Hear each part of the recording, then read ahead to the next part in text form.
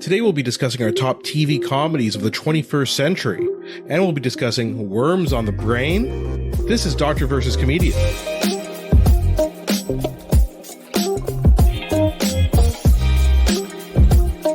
I'm Dr. Asif Doja, and this is the Doctor of Laughs. Not a real doctor. Ali Hassan. Every episode I pick a topic for Ali from comedy and entertainment, and I question him about it. Then Ali picks a topic from medicine and health and grills me on that topic. Recently, the pop culture website The AV Club released their top 50 comedies of the 2000s. So Ali and I thought we would discuss our top 10 favorite TV comedies. And then later we'll discuss a recent news story on brain worms. Brain worms? Question mark? You started with a question mark earlier. Exactly. So it is. And it should be an exclamation mark. But I'll give you something else just very quickly before... And this is another exclamation mark.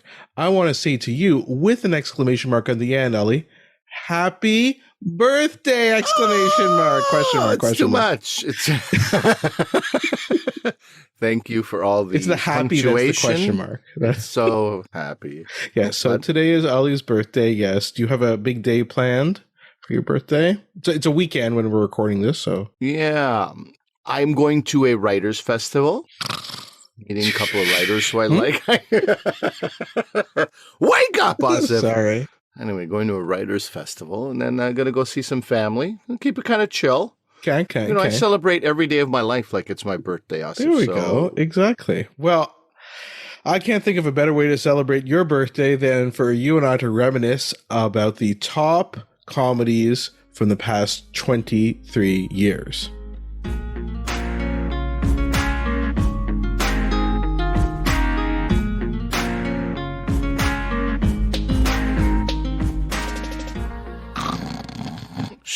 No, imagine. No, I'm very excited. And in fact, this was the opposite of a gift. This was a curse. This was very difficult to distill because we're not, we wanted to have mercy on you, listeners, and ourselves and not go through 50, our favorite 50. That's insane. But we are doing our top 10. We love a top 10 list here. We love it. We love it. Yeah, so you guys will link to this article from the AV Club, but Ali and I did a little trick. Well, not a trick, I don't know. We decided to not look at the article. So we're not going to read the article till we get to the end of our top 10 list, and we'll see how, how our thoughts compare with, I don't know, the writers of the AV Club. Boom. So, so you can take a look at that. So we will do, Ali always gets confused about the order we do things in. So we're going to do reverse order, Ali. Are yours ranked, by the way, 1 to 10? Mine are, yes. Okay. I don't get confused. What are you talking about? Because sometimes you want to start at the top, but we're going to start at the bottom, right? We're going to start at 10 and then go back and forth. So often I go first, but I'm going to let you go first today. Do you know why? Do tell. It's your birthday. Oh, yeah. I'll say this to you. I rank these because, it's like, do you want to go on Writing Genius? Do you want to go on number of awards the show's won, critical acclaim, that kind of stuff? I ranked it in a very selfish way, and I went strictly on how many actual laughs I got from these shows. That's how I Interesting. So that's a good point. I didn't do that. I just did the ones I enjoy the most, which might be slightly different. Hey, you'll have your time. Oh, sorry. You'll have your time to tell people what you've done. Okay? It's my time. My birthday. Yeah, look, you could go whichever way you want. Obviously, you can do whatever you want, but I would like to know how you ranked yours and why. But I went on what shows have made me laugh out loud. That's a hot commodity, laughing out loud. Not everybody or everything can make you do that. So here's the list. Again, I have to have some honorable mentions afterwards, but... No, wait. So hold on. You're going to go 10, then I'll do 10, and then... Oh, I thought I was starting first. Did you guys just remember when I I thought I was doing my confused. 10 to 1. But this is how we always do it, is you do one, then I do one. Okay. In that case, do tell how you ranked yours. Right. Oh, boy. So anyway, like I said, it's the ones I enjoyed the most. I did leave off some shows that are half hour, but I don't actually think they're comedies. And I think the biggest example is Barry, a Bill Hader's show on HBO. It is funny, but I don't think it's a comedy. So I kind of left that out. I disagree. I find it incredibly great comedy, and that's fine, but not in my top 10. And that's fine. And it's not in my top 10. Would it have been? I don't know if I gave it that rule. And I didn't include sketch comedies, which probably people are going to be upset that I didn't do that. Because there's a big one that's left off, probably the biggest one that's left off my list. And Saturday Night Live? No. No. Chappelle's Show. Oh, okay. Well, you just ruined one of mine. Oh, what? You don't have to say that. Anyway, okay. So why don't you go first then? Okay. Number 10 for me is Atlanta.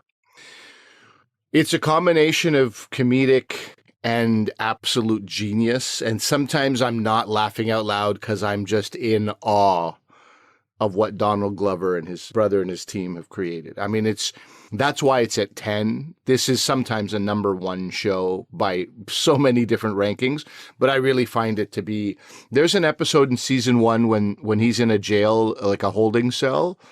I mean, I was gasping watching that thing. It's just so good, so good. And it's really, really well done. Can't say enough great things about it. I'm only saying what I'm saying now to apologize for making it number 10. But yeah, it's such a great show. A little spoiler, it'll be on my list a bit higher, but I'm going to go with number 10. I wanted to include a show that I love that a lot of people haven't seen. So you'll get this a lot from friends. You know, they'll text you, hey, you know, I got some time. Any shows? I got a long flight. Any shows? And most of the ones we're going to recommend, people have already seen.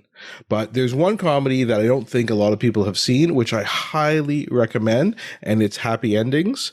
So Happy Endings is a show that was on ABC from around 2012 to 2013 around, maybe a bit earlier. It's created by a guy named David Caspe, and the cast is like lots of funny people who, again, maybe people don't know about, but Elisha Cuthbert from 24 is probably the most famous person in it, but David Wayans Jr. is in it. People might remember him from New Girl. Casey Wilson, Adam Pally, really a bunch of funny people, Eliza Coupe, Zachary Knighton, and just about a bunch of friends living in Chicago and their kind of ridiculous lives. And the first couple episodes, again, they just kind of get their feet wet. The writers, I mean, in terms of finding out who these characters are. But by the end, it's so ridiculous and so funny. And this is one of the shows that my wife and I were just like flipping the channels and it was on in the background and we started watching and we're like, this show is hilarious. So it's sometimes a bit hard to find on streaming, but definitely Happy Endings. It's one of those shows that is certainly cursed by having a stupid name. And it probably never got over that. The other one, what's the Cougar Town was another one that like, I don't know if they ever got over their name. And of course, the one show that did get over their weird name was Schitt's Creek, right? I didn't want to watch Schitt's Creek for years because I thought the name was like a pretty lame pun. But or so I just consider Happy Endings like that. Like, don't get discouraged or turned off by the title and check it out if you guys get a chance. So Happy Endings, number 10 for me. Okay, very interesting. That is something I have not watched and will.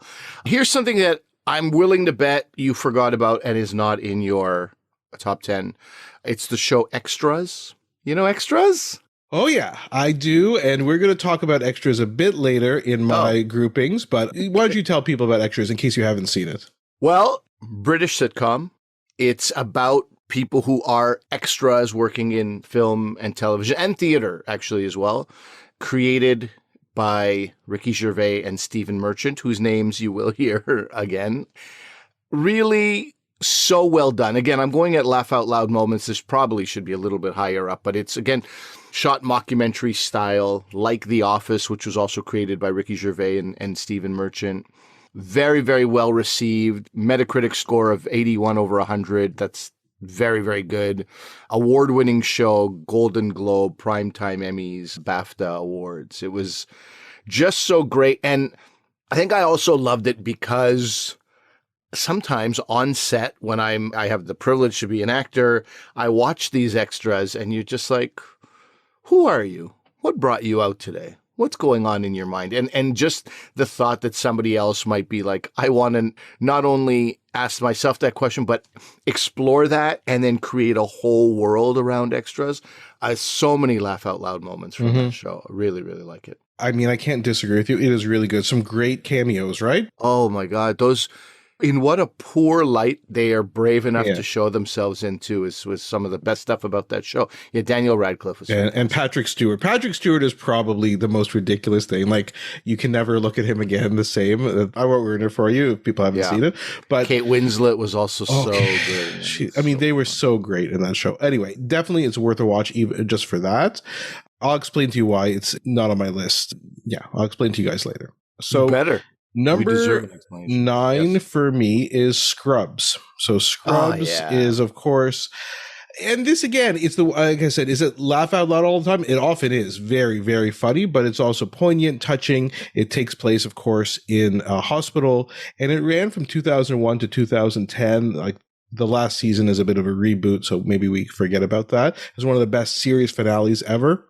And it was just so good, like in terms of heart and humor. I mean, it was created by Bill Lawrence, and Bill Lawrence went on to co-create Ted Lasso. Like, if people have not been exposed to Scrubs and you just know Ted Lasso, you got to check out Scrubs. Great cast: Zach Braff, Sarah Chalke, Donald Faison, and of course, John C. McGinley, right? So a lot of fun. Zach Braff and Faison, by the way, still very good friends. Yeah, they do a podcast about Scrubs. You know, maybe we'll be on their podcast someday. Likely not, but you never know. So definitely Scrubs. If you have never seen this show, definitely check it out. Very interesting you mentioned Scrubs because, like I told you, this was a very difficult exercise. And in number 8 was either Scrubs or this. And I was trying not to do tied for 8th place and tied for 4th place. It just seemed non-committal. But I went back and forth, deleted it off the list, brought it back in, and then finally was like, no, I'm going to go number 8, Flight of the Conchords. Oh, it's so good. Yes. Okay, go ahead. Yeah. The amount of laughs that show gave me, and also came out of nowhere. Australia show created out of New Zealand, not even Australia. Or maybe Australia created, but, with this core of New Zealand actors who I didn't know at the time. Now, of course, I mean, I've interviewed a couple of them and seen so much of their work, but Jermaine and Brett were just the best. I was like, I don't know, it just... At the time, it just blew me away. I was just like, what is this? What other comedy is out there that I don't know? I mean, it opened my mind to a whole other style. They have these musical interludes. The music is genius as well. And the characters, the character work is it's fantastic. I mean, the laughs I got from that show are innumerable. Well, I thought about it on my list as well. I had it for a bit and then it fell off. And it's going to sound like I'm just giving you the rationale for why I didn't put it on my list. I love Flight of the Conchords, but I'd never thought the songs were that funny. And I think the humor is, so I'm more of a Jermaine guy. I think Britt was more of the song guy in the duo. Maybe I'm wrong about that, but I know he's gone on to do like the Muppet movie songs and things like that in the most recent Muppet movie. And I always thought, even when I watched the show, even though I loved it, I thought it was so funny, I would laugh out loud. I never thought the songs were as funny as the rest of the show, which it was weird because it's about a band, right? So that's why it didn't make my top 10. If you want funny music, it's hard to find that would like laugh out loud songs, but I would recommend Tim Minchin to everybody. Okay. Australian comedian, actor, writer, musician, a phenomenal. Also very, very nice guy. I had the pleasure to meet him once. Really good dude. Tim Minchin is very funny. Just watch any of his live performances. But yeah, and the reason I bring up Tim Minchin, because I think it's very tough to be laugh out loud funny with a song. Mm-hmm. It has to be very performative. You can do it on stage probably. But it's so tough because you get to the funny maybe in the chorus, and then there's still 2.5 more minutes of a song. Yeah, exactly. Right. And it's moving quick. It's not giving you time. It's a weird pacing. But anyway, I forgive them, unlike you. Well, number 8, you want to talk about a laugh out loud funny show? We're talking Veep. Oh, yeah. I mean, oh, yeah. So Veep, this comedy was on for about 7 years. It was made by Armando Iannucci, and it was adapted from kind of a British similar show. And it's about this fictional vice president of the United States, played by Julia Louis-Dreyfus. I mean, what else can I tell you? Amazing cast, laugh out loud funny. The insults in this show are so crazy. And again, when we talk about finales of shows, the finale, it's still pretty dark. And Selena Meyer, who is Julia Louis-Dreyfus' character, doesn't really... she's still kind of a jerk at the very end. I won't ruin what happens, but a lot of fun. I mean, just a great show. It'd be hard to make another show just like this. It was so good. So, Veep is number 8 for me.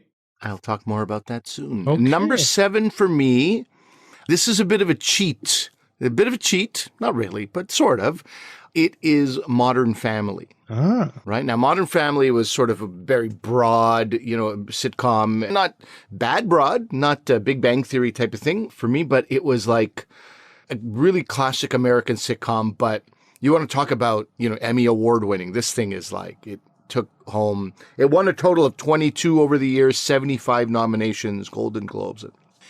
It's a cheat because it was created by Christopher Lloyd and Stephen Levitan. So if you don't know Christopher Lloyd and Stephen Levitan, these are guys who created some of my other favorite shows, which couldn't make it on the list because they were pre-2000. Christopher Lloyd created Frasier, which is, as far as comedy ensembles go, I really found that to be an amazing. He started in, Golden Girls, Wings, and then Modern Family. He's quite a force, and I bring him up also the way you bring up Bill Lawrence. Like sometimes you have to look at the pedigree of these guys. Stephen Levitan, a bunch of shows, Just Shoot Me, and so he created those. But he was also associated with probably one of the top shows of all time was the Larry Sanders Show. He was nominated for Outstanding Writing on the Larry Sanders Show. So he also gets like a little bit of like extra stuff from me. I'm a big, big fan of his and his work. So yeah, Modern Family, I had some really, really great laughs. The Dumfies, I really remember being just astounded by the quickness and the wit and the writing, and there was no way I could justify leaving this off my list. That's it. It's interesting. So it's not on my list. I mean, definitely, it's one of the great comedies of the 2000s for sure. You can't deny it, as you said. Though I guess I am. You're denying?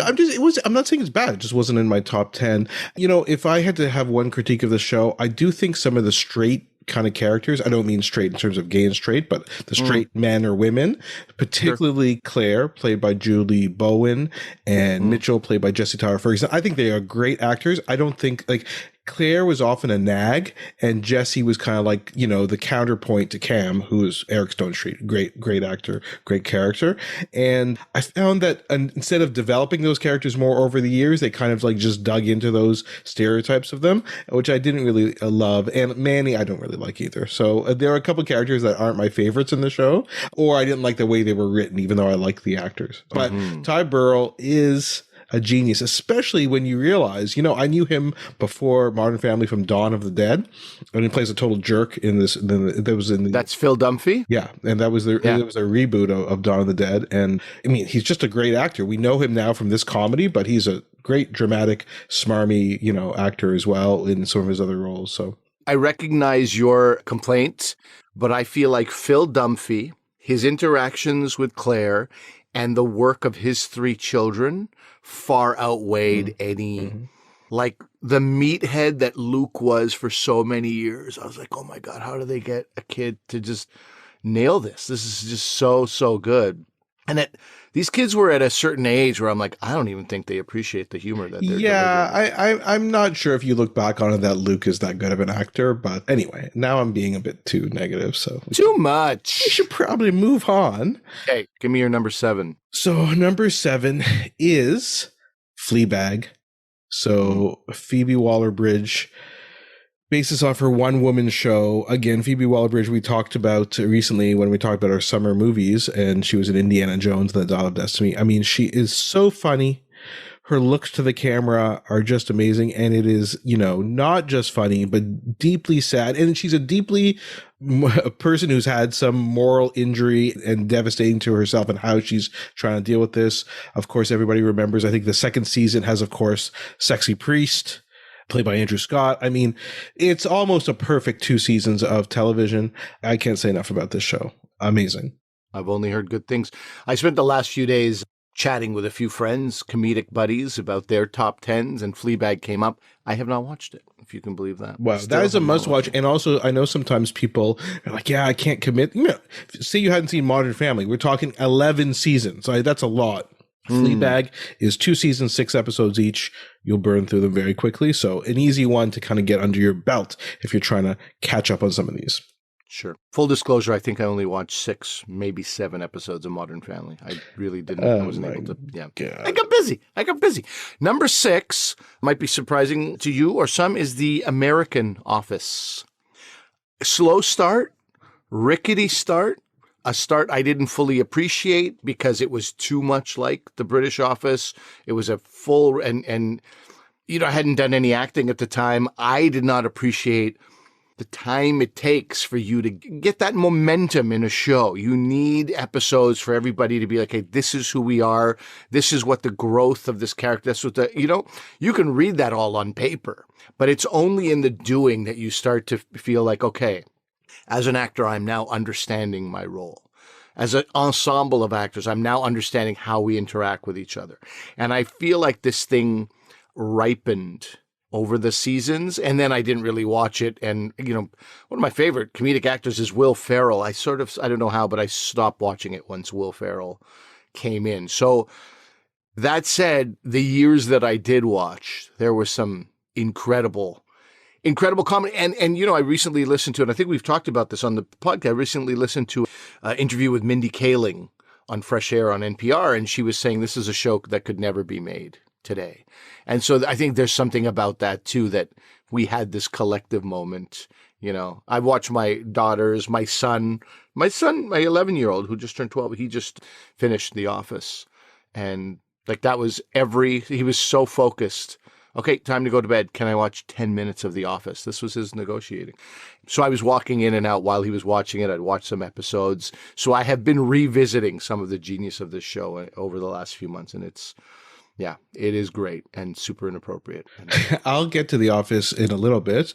I will agree with you on two things. One is that I agree with you. The first few episodes, they were just trying to find their feet. And it's a very good lesson to not give up on shows early on, because if the network or you as a viewer had given up on it, you would have missed out one of the best comedies. But a big limitation of the show is it definitely should have ended when Michael Scott, the character, was written off the show. It 100% should have. And I do think the latter seasons, as I said, Scrubs, the last season is kind of like a reboot, whatever. I think the latter seasons of The Office don't hold up that well because they're missing Michael Scott. That episode where he leaves is one of the best episodes of television, and it should have really ended there. But again, we'll get back to The Office in a few minutes. No, your number 6. Yeah, so mine is Atlanta. Again, I think, as you said, is it laugh out loud funny? Not necessarily all the time, but sometimes it is. But no show did what Atlanta did. It kind of exploded what a sitcom could be. It is groundbreaking, 4 black leads taking place in Atlanta and elsewhere, standalone episodes that have nothing to do with the rest of the series. Wild. I don't know how much more praise I can give to this show. It really is amazing. My number 5 is Veep. You've said everything I wanted to say about Veep. And I realize when I look at my list, with the exception of Modern Family, I do like a little darkness in my comedy, right? Which is why I also like humor and heart, which is why I struggled with Scrubs should be there. But I don't have those broader comedies, even though I've had some laughs courtesy of, the Will and Graces of the, I do like comedy with a little bit of darkness. Veep, the one thing I'll say about Veep is that I can never forgive Donald Trump for 100 things. But one of the top things is that Veep lost its footing. I listened to an interview with Armando Iannucci, and he was like, when reality is stranger than fiction, it's very difficult. It became a huge challenge to be like, our mockery isn't as funny as the self-mockery that Trump is, whatever you want to say, imposing on himself.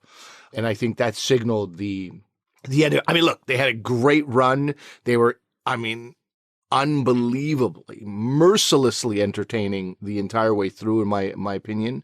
But you can't help but think you might have gotten a little bit more Veep had Trump just taken a long walk off a short pier. Totally agree. My next one is 30 Rock. Yes, number 5, 30 Rock. I thought I'd hear you say that. Yeah, so 30 Rock, I just love 30 Rock. I think it's the style, you have to like the style, which is kind of a joke a minute, very rapid fire, and it's just so good. I love Tina Fey's comedy. It was just superb. I think they've emulated a bit with Unbreakable Kimmy Schmidt, which I also loved, but I think 30 Rock, I don't know, I love this kind of surreal kind of humor they use. It's been described as a live action cartoon sometimes. Maybe that's a bit of an oversell, but yep, 30 Rock for sure. Love it. Okay. Yeah. 30 Rock I considered maybe not dark enough. Maybe it didn't have the darkness. But I had a lot of laughs courtesy of 30 Rock as well. Number 4, and my 4, 3, 2, 1 are all shows that like changed me as a human being. Like they changed what I realized comedy could be. So number 4 is Chappelle's Show for me. The fact that it's not on your list is a travesty. And you will be getting some angry worded letters from at least a couple of people I know. But trust me, some of those sketches were, I mean, a combination of obscenely funny, obscenely brave, groundbreaking, pioneering stuff, still referenced to this day. People will say some of the stuff. And it was intense. And Dave Chappelle leaving money on the table and leaving that whole drama around it also speaks to something about creators and what they want to do, what they want to create, and how they don't have the leeway to do so. And also, or didn't, this is pre-YouTube and all this kind of, also speaks to the pressure that is on you when you are leading a show like this, when you are the lead, and he probably, producer as well, probably was working alongside showrunners, and he's creating it and he's starring in it.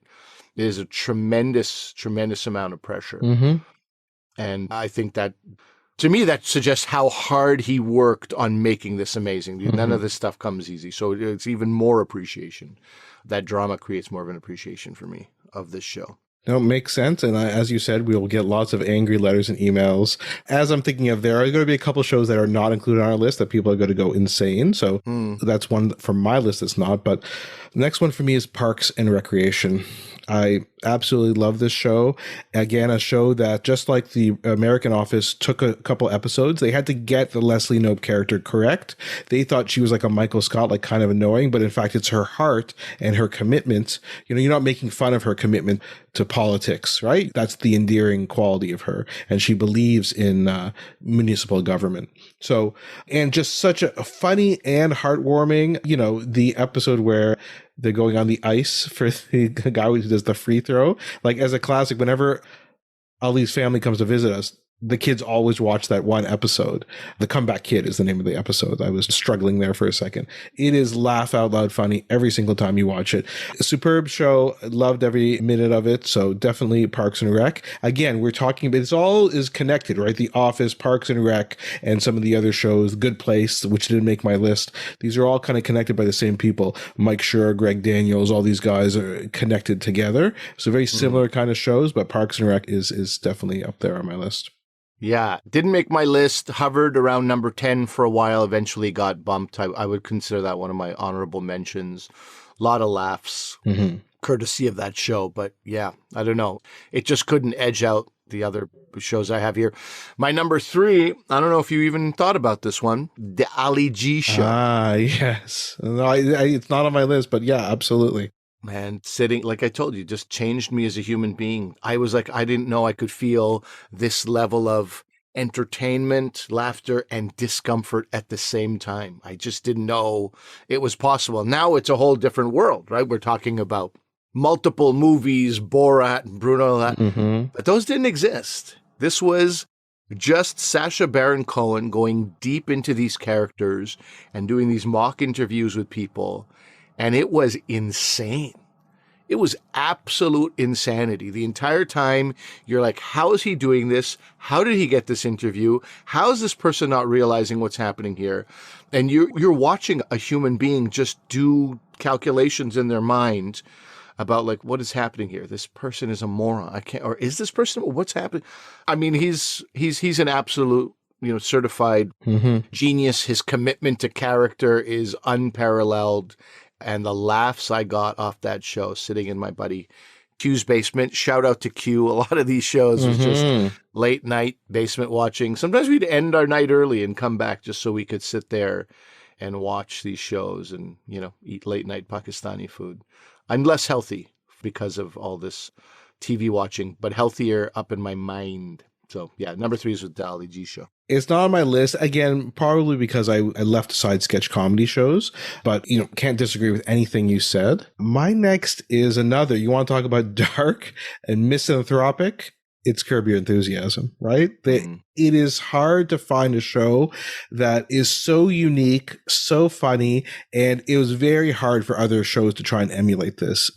Larry David's been going on since 2000, and the last season was a couple years ago. So they've had 11 seasons. Absolutely superb. And I recommend, it's a certain style of humor that you have to like. It's cringe to the maximum level. And why does he act like this? And their season where they do the Seinfeld reunion is probably one of my favorite seasons of television ever. So I can't say enough good things about this. Again, an improv show, right? They improv all the highly scenes, improvised, similar to Ali G. So yeah, Curb Your Enthusiasm. Cast also on that show, just incredible. Just, the Hollywood elite, comedy elite, I should say, who come through. I agree with you about Curb. The reason it's not on my list is because many times I would try to binge. As you say, there's just so much content out there. So you try to binge. Okay, I'm going to watch Curb.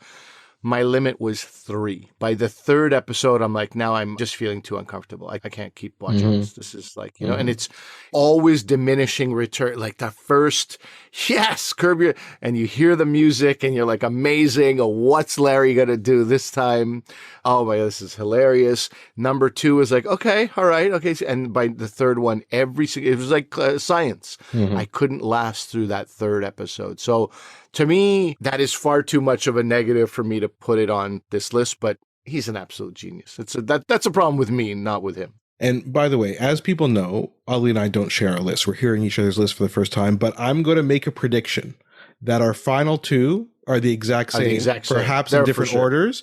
Yes. Go ahead, Ali. I'll tell you them both at once, or what? What are we on? No, do them individually. No, okay. Oh, okay. Yeah. Number 2 is the UK Office. I know you got it there. It's number 2 for me as well. Go ahead. Changed me as a human being. Couldn't believe what I was watching.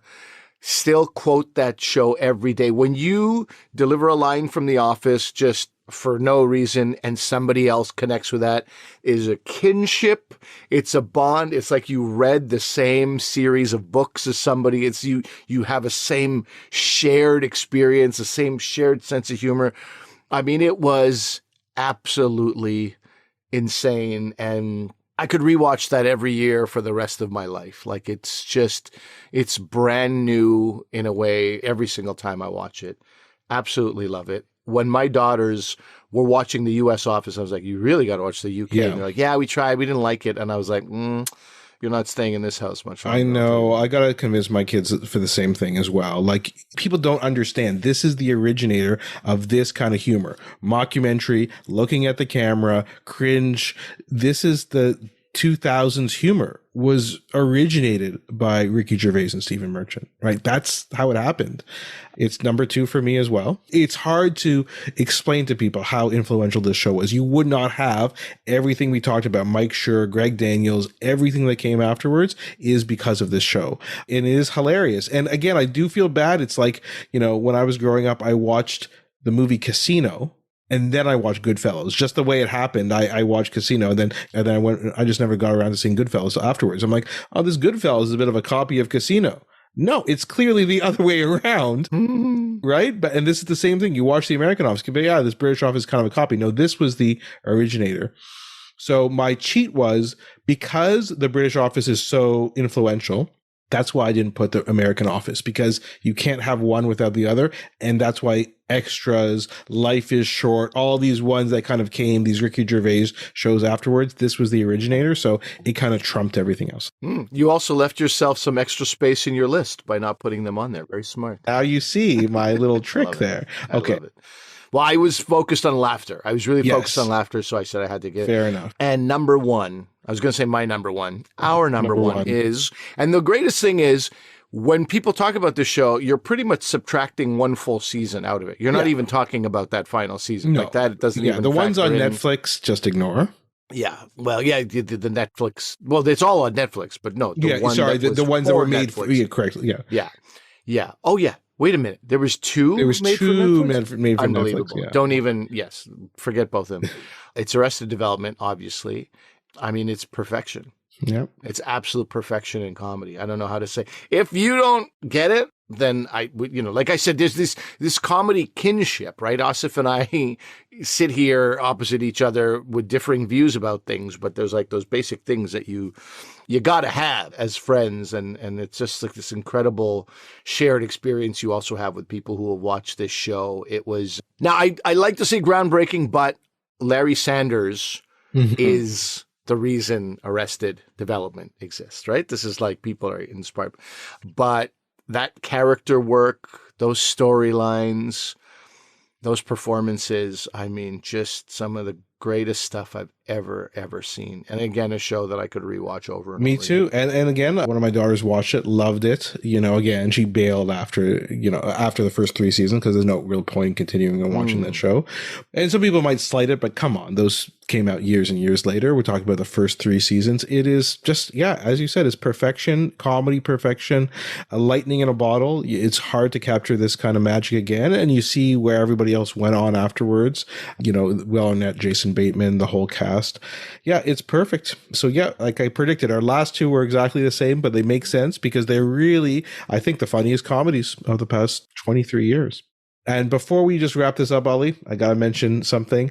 There are 2 shows on here that people are going to murder us for not including. There were a few things that I didn't include, that you didn't include on our list, but there's 2 shows that are not on either of our lists that especially younger people, I think, are going to kill us for. And they are Schitt's Creek and Brooklyn Nine-Nine. And I think Brooklyn Nine-Nine, for me, it's only because it comes after all these other shows. It does have a different sensibility in The Office and Parks and Recreation, but it is part of that kind of tapestry. And Schitt's Creek, I love that show. I love the characters.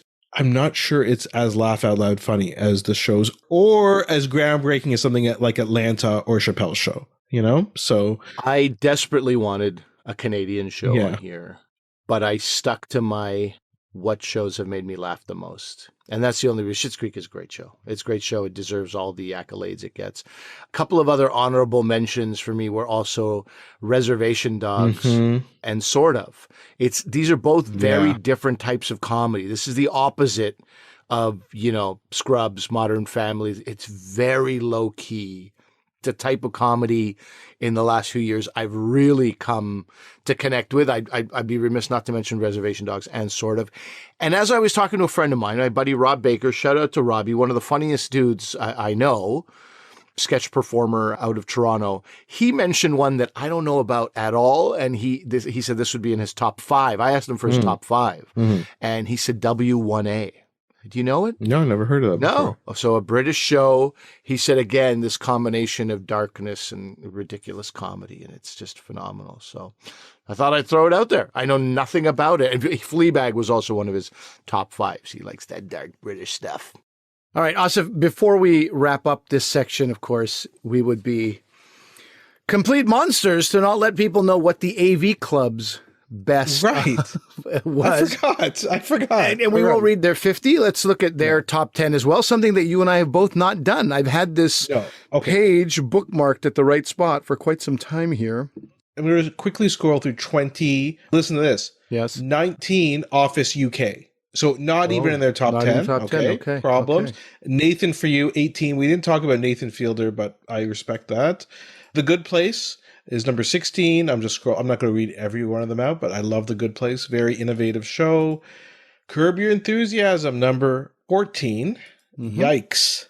There's no yikes there. That's not a yikes. Atlanta, number 11. Wow. Okay. So now, that's like they did 50. They had a harder job than we did. Let's just say that. Yeah. Okay. So their number 10 is 30 Rock, which you would be pleased about, I imagine, right? Yes, very happy with that. Okay. Their number 9 is the Office US version. And I don't think I want to live in a world where the US is ranked higher than the OG. But anyway, that's fine. That's fine. At the very least, give them a tie, for God's sake.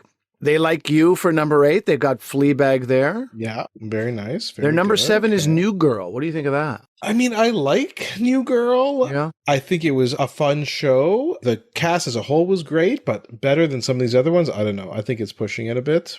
I enjoyed it too. I watched the first season in its entirety. I think lots of the second season, but I don't think it belongs in the top 10. Here's a show that I don't know anything about. Crazy Ex-Girlfriend. 2015 to 2019. One episode of it. A lot of musical. They have a lot of musical stuff in it. I heard it was good. I watched one episode. I thought it was okay, but I never really continued. So okay, fine. Well, maybe we should. Can't judge it either way. Number 5 is Parks and Rec, which I feel like I bet somebody sends me a bunch of clips or a bunch of episode links, and then I go, I'm an idiot. Should have been in my top 10. But anyway, you messed up. Yeah, I messed up. Number 4 is Veep. Which how do you like that? There we go. I like that very much. BoJack Horseman at number 3. Yeah, I can see why, but 3 is super high. 3 is super high. Yeah, anyway, it's a show that I really should probably give another chance to. I watched probably 6 or 7 episodes of the first season. That was fine, but I do hear it gets much better, much darker, much more insightful and incisive of the entertainment industry. So I should probably give it another chance. Mm-hmm. My 12-year-old is watching it right now as we speak. Number 2, highly contentious. Oh, boy. Highly contentious. It's the show Community, which on this show we have talked. There's an episode where we talked about Community. A lot of people do not find it funny at all, like zero funny. And then obviously there's people who just absolutely love it. I'm more on the side of loving it. I thought it was a great show. Not top 10, but great. No. And we know my opinions. Your opinion is... It's fine. You think even fine is too generous for you. Oh, but here we go. Number 1. Number 1, Arrested Development. It's Arrested Development. Good for us. Yeah. I mean, not that we're in competition with the AV Club or anything, but it's good. It feels good. I think that you and I agreed mostly. Obviously there are some things that are different from our lists, but I think we disagree intensely with the AV Club, except for number 1. So number 1, all across the board. This means if you have not ever watched Arrested Development, watch the first 3 seasons post haste. Mm-hmm. I agree.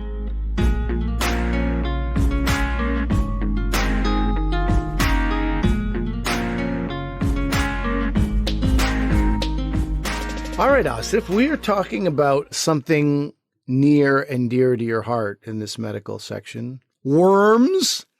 Do you like them? You like the term earworm. Yeah. Which is a newer term. Yeah, I guess I do. Well, you use it twice. No, it's annoying, actually. No. Going back on that, it's stupid. Okay. So a lot of people heard about this article from a month or so ago about a worm, right, found in someone's brain, and we and I were texting about this. Still alive and wriggling. I don't know why they had to also give wriggling. It's kind of a graphic story. If you're creeped out by things like this, and I learned about myself, I am a little bit, at the very least. Also didn't like the description of the worm, parasitic. So, and also didn't enjoy learning that the doctors had no idea what was going on there until they found the worm. So there's a lot of stuff about this story that makes me deeply uncomfortable. It's one of those things where you're just sort of like, why does this exist? Why is this a thing? Now, I didn't know if this was a real one-off rare story or if worms in the brain and your body are more common. So we put it to you, Asif Doja, to talk to us about, what is the commonality? What is the frequency of things like this getting into your brain? Why don't you tell people what this story is? First of all, and I'll give you a loose overview of some of my questions. I wanted to know what a parasitic worm is, how it's different from a tapeworm, how these worms get in there, how often this could happen, how we protect ourselves, etc. Lots of questions. And I want you to just talk about, what is this? Why did this story happen? So a tapeworm is a type of parasitic worm. So parasites are just organisms that can live in your body and kind of feed off your body, right? So that's what a parasite is. It's deriving its nutrition and sustenance from you. And originated from within you. No, well, it can't originate from within you. They all have to originate externally to you. Because otherwise, I thought it was your own. That's called a baby. Baby is also parasitic to you, but so anything that does that is a parasite, and so a tapeworm is a type of parasite. We'll talk about that, maybe tapeworms, in a few minutes. So what happened with this lady is her case is very interesting. She presented with what we call non-specific symptoms. So she had abdominal pain, diarrhea, and then a cough and fever and night sweats. And I guess she was seen, she's from Australia, was seen in clinics and kind of they weren't really sure what was going on, did a bunch of blood work, everything was normal. And then months later, she developed forgetfulness, depression, and she was sent to a hospital in the capital of Australia. And then they did an MRI scan and they said there's something in the right frontal lobe of the brain. So from my understanding and my reading, this sounded like it was an area of swelling or what we call edema in the brain. And so they're like, there's something there which we need to remove, right? We need to kind of investigate what this could be. I'm not sure that they thought that it was this worm, right?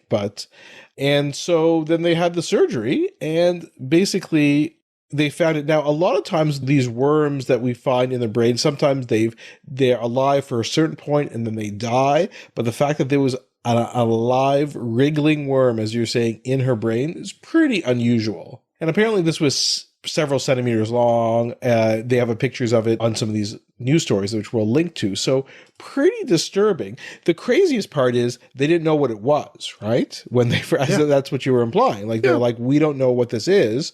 And so they sent it to an animal parasitology expert and they were like, this is actually a roundworm found in python. So we don't have to get into too much detail about different kinds of worms, but there's different kinds of worms. So some of these roundworms, you know how an earthworm has those like little cylindrical wrinkles kind of all through it? So roundworms, which are the ones that we often see more that are parasites, because an earthworm is not a parasite. So you're not going to get an earthworm, feeding off your internal organs.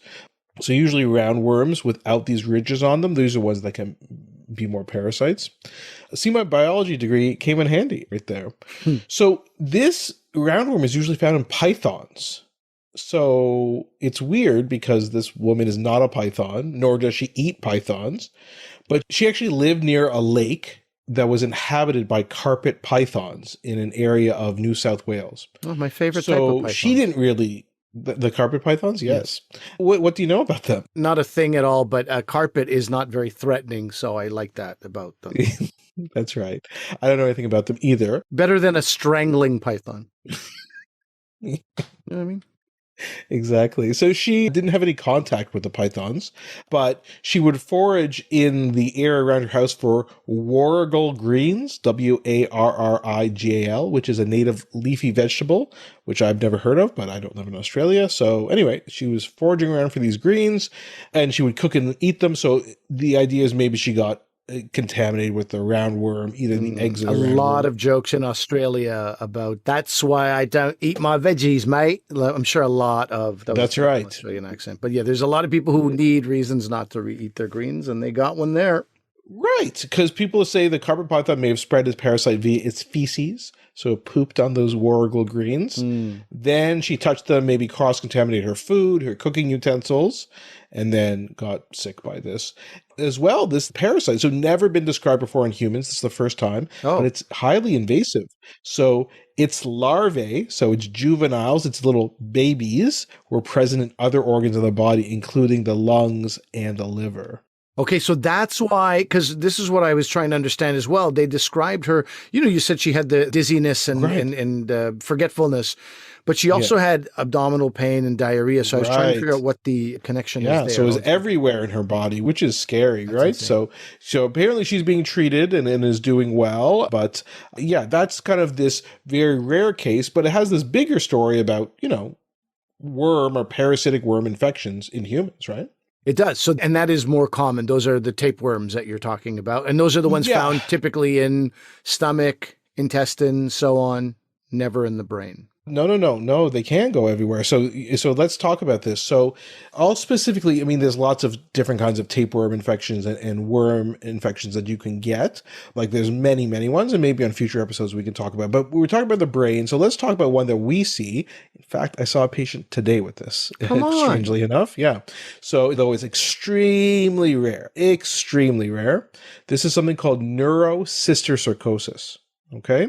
So the word neuro right in there. So it definitely. Exactly. So these are ones that definitely can infect the brain. Okay. And it's a very common disease. Okay. This neurocysticercosis tapeworm is endemic in Central and South America. Okay, you said rarely seen. You're talking about in your hospital, in your practice. Totally. Sorry. I need to be clear. So, when I need recommendation on treatment, so I wouldn't necessarily go ask people for their opinion who trained in North America. I'd want to go ask someone who trained in other parts of the world. In fact, for some of these patients with the MRI scan, I take it to somebody who's trained in South America. And I'll be like, what do you think? And even for treatment of some of these patients, I'll ask some of my colleagues who've trained elsewhere, who've seen a lot more of this, because they think 2.5 million people worldwide carry the tapeworm. And as I was saying, Central and South America, Sub-Saharan Africa, regions of the Far East, Indian subcontinent, Indonesia, China. In some places, the incidence is 3.6% of all people will have this tapeworm. So it can be very common. That's huge. Yeah. But so how does it form? You said it comes from the outside in. Is it like leafy greens are a big culprit in this case too? Not necessarily in this one. Not necessarily in this one, Ali. Here's a hint. The fact that you're not a strict Muslim, is there bacon in heaven? Available at fine bookstores everywhere, will predispose you to getting this. El porco is no goodo? It's a problem. So basically, the parasite is called Taenia solium. And you get the larva, the babies, causing the infection. So that's the problem. So you will get it if you swallow the eggs of the tapeworm. So how do you get that? You get it if you eat something contaminated with the feces of another human who had the tapeworm. Got it. So now you're probably asking me, yeah, but you just said pigs, right? Mm-hmm. The problem is in areas where pigs roam freely and have access to human sewage, they will eat the human feces and they will get infected. And then the larva could be in areas of the pig that are eaten. And if it's improperly cooked. Does not. The improper cooking is key there. Yeah, okay. Exactly. So basically, you can also get it just if you get contaminated with human feces, right? So contaminated food sources, water sources, surfaces, right? And then that's when you would get sick with this. So just going to throw something out here while we're on the subject of human feces, which I didn't think that's what my day was going to involve today, but here we are. I learned a long time ago, Julian Armstrong from the Montreal Gazette was their sort of food reporter. She's the one who told me, you make sure you always wash your cilantro thoroughly. And I was like, yeah, we do give it a rinse and all that. She goes, I'd go a little further than a rinse. She said, I have seen these reports and documentaries about very unethical farmers, not farmers, but, these landlords and the men who own the farms, not the actual workers, who have people working for them in the fields who don't allow them bathroom breaks. Oh. So they're sort of just going to the bathroom there close to these. Maybe they go a distance in any case, but their hands aren't coming back particularly clean, and they continue to, pull out the various herbs, cilantro in particular, and that's what gets put in trucks and comes to meet us. And so that can also be happening in America and Canada, by the way. Unethical people live everywhere, by the way. So yeah, just when you get herbs and greens, and even when it says triple washed, we're lucky enough to have, access to running water. And I think washing all your greens is just a really absolutely good idea. Clean running water. Yeah, absolutely. So yeah, it's a big issue, as we said, around the world. It is the most common cause of acquired epilepsy. So some people have epilepsy from genetics in the world, but we don't see it very commonly in Canada or North America or even Europe, but you see it in other countries. And almost always it's someone who's moved here from a different country who's had this infection. And it's a long story, which I won't really get into, but it can lay dormant for a while and then end up causing issues. So what kind of symptoms can it cause? If it goes into your muscles, it doesn't usually cause pain or anything in the muscles. You can sometimes feel a lump under your skin, though, in your muscle, and they can sometimes become tender. But of course, the cysts going into the muscle, the cyst is part of this whole larval infection. That's what would happen in the pigs, they go into their muscles. And of course, that's what we're eating when we eat the pig. They can go into your eye, and they can cause disturbed or blurry vision.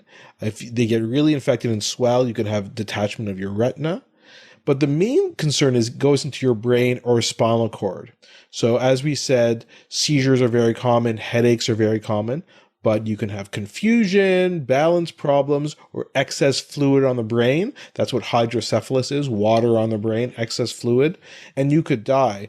And it can be a really serious thing. And again, it's something we have to think about in countries where it's not as prevalent. Where what is not as prevalent? The neurocysticercosis. So if it's not as prevalent, you may not think about it when you're seeing a patient with seizures, for example. We have to. You're talking about, I thought you meant you and I Doctors. as human beings. No. You're talking about, I get me it. and the neurologists. Yeah, good. Yeah. Good. How is it treated? So you can treat it with an anti-parasitic agent. Usually we use what's called albendazole. Sometimes you need several treatments. Now you need to be a bit careful though, because when you're giving the albendazole, if you kill the parasite, if you kill the worm, the larvae, you can sometimes release a reaction that causes swelling in that area of the brain. So you actually have to give corticosteroids at the same time to reduce inflammation, anti-inflammatory at the same time. And those patients often do better. Sometimes they need repeat treatment, and sometimes the worm will just be kind of dead and calcified. Even though it's not alive, it's not going to cause any problems, that just calcification can predispose you to seizures as well in the long term as well. So you can treat it actively, but you still may end up with something like seizures afterwards. This woman who got the worm in her brain, this is probably how she's being treated? Yeah, I don't know if it's the same medication or something similar, but anti-parasitic. Yeah, exactly. So, and it's so novel, they probably are asking the Python experts, what to treat her with. So, yeah, so hopefully she's doing okay. I don't have any updates or anything, but hopefully she's doing okay. Okay.